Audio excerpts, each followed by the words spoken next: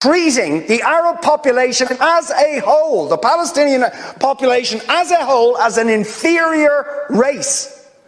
I mean, it doesn't get stronger than this. And yet you want to be careful about your language. You're happy to correctly use the most strong and robust language to describe the crimes against humanity of Vladimir Putin, but you will not use the same strength of language when it comes to describing Israel's treatment of the Palestinians, when it is now being documented and detailed by two of the most respected human rights organisations in the world, and indeed has been alleged by dozens and dozens of non-governmental organisations, and to be honest, anybody who looks honestly at the decades of brutal, inhumane persecution of the Palestinians, successive assaults on Gaza, the annexation of their land and territory, the systematic application of apartheid rules, you don't want to even use the word apartheid. Never mind sanctions.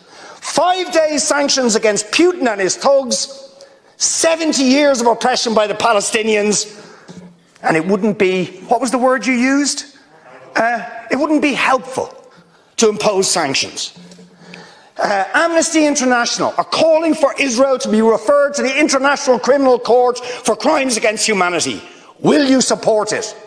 They are calling for targeted sanctions against Israeli officials who are perpetuating the system of apartheid, just exactly the same types of sanctions you've just initiated against Vladimir Putin. Will you support it? And I think the answer is clearly you're not going to. And then we ask the question, why? Why?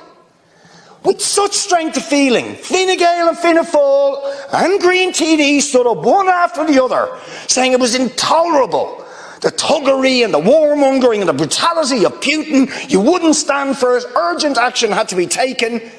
But we've got to be much more careful